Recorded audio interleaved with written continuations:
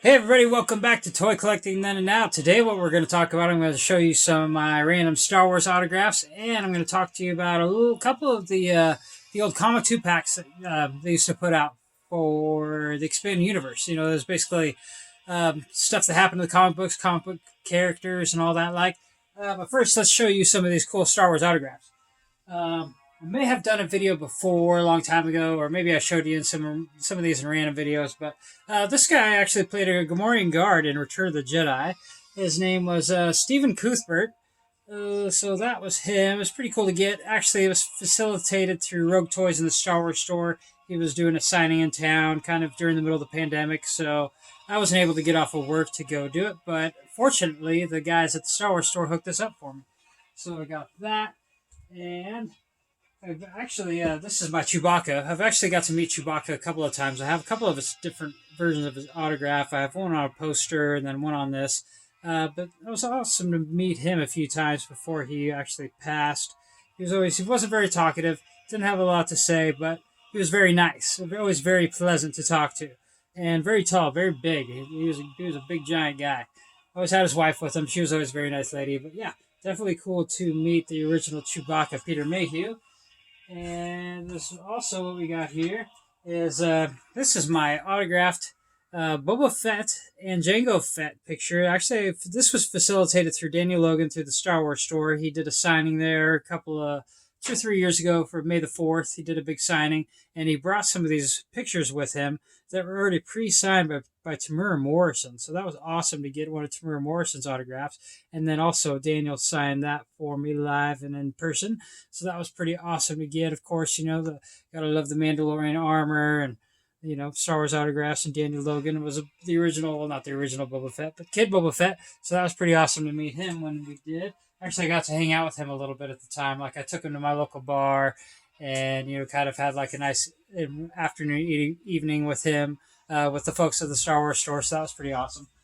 And lastly but not least, as far as autographs go, I kind of put this thing together just to kind of drive people crazy because I've got a Star Wars autograph. And this is the guy that played Gecko in The Mandalorian. He's just kind of one of the bounty hunters in the big scene, kind of towards the end of the first season, where he has to fight all the bounty hunters in town because he basically re-kidnapped the baby. Oh, it was like maybe the second or third episode of The Mandalorian. That's right. Yeah, so he goes and kidnaps the baby Yoda back, and they have to fight all the bounty hunters. But this guy was one of the background bounty hunters. This guy up here, he's kind of a skunky-looking guy. But I thought it would be funny to kind of throw it in with the same frame as with a little Star Wars emblem, no, Star Trek emblem, sorry, and then a picture of me with two of the guys from Battlestar Galactica. So all in this one frame, we got Star Wars, Star Trek, and Battlestar Galactica all at the same time. So I just thought that was kind of funny to put together. My lady, she didn't quite get that joke, but I thought it was funny. But yeah, moving on, let's talk about these guys. This was the comic book 2-packs that they used to put out. They're basically all based on the comic books. And this one was particularly cool because it was the only time you ever got to see these figures made. And this was the Dark Woman. So you can see there's the Dark Woman. And then this was Asherad Het. And there was also a figure made in the comic 2-packs of his father. His name was Sharad Het. I think he's with my Jedi figures. I have those kind of all put away right now because I have a lot of my collection put away right now because we got a baby coming. But yeah, and the Jedi's, my loose Jedi's is kind of one of the things that I'm going to kind of hang on to for a little bit. And Sharad Het is in with my loose Jedi's in a box, in a baggie, put away. But yeah, so the significance of Asherad Het is he was a Clone Wars Jedi, so this kind of, storyline happens during the Clone Wars. And he also exists 100 years after Luke Skywalker and ends up being the nemesis of Luke Skywalker's great-great-grandson, Cade Skywalker, in the series called Legacy. And he becomes Darth Krayt. And see, there he is, Darth Krayt, in all of his Sithic glory.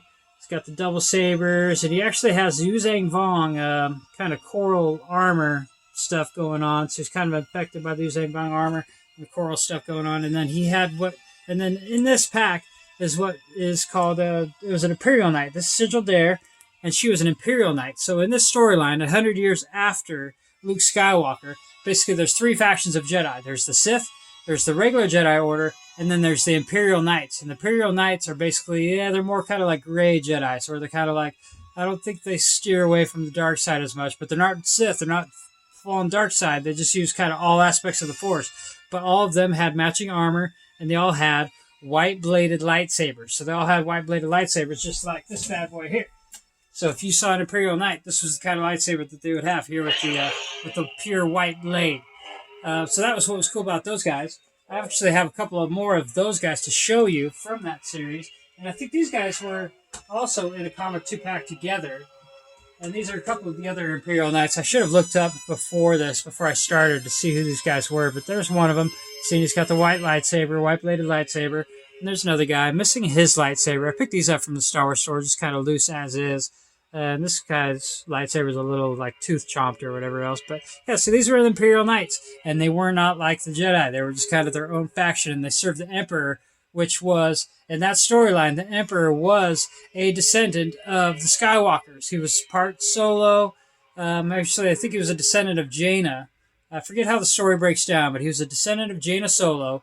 And she had hooked up with Sunterfell's son, Baronfell's son, Juke, Buck. I forget his name right now. But basically, Jaina hooks up with that guy, and the Emperor in this storyline was the descendant of them. Because Jagfell, that's what his name was, Jagfell. So the Emperor was a descendant of Jaina Solo and Jagfell, and he looked exactly like Jagfell, but he was a Jedi, because of course he has that mighty Skywalker blood. But yeah, just want to show you guys that real quick, and make sure to like and subscribe, and I'll talk to you guys soon.